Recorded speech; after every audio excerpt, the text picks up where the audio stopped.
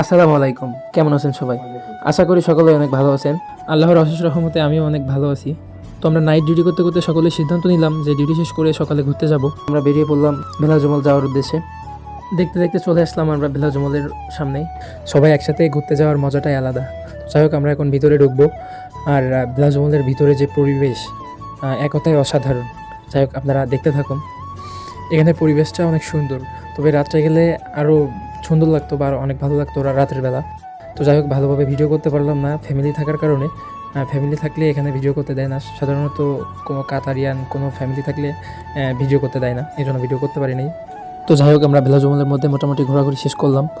যেহেতু ভিডিও করতে দেয় না, এই জন্য ভালোভাবে ভিডিও করে দেখাতে পারলাম না।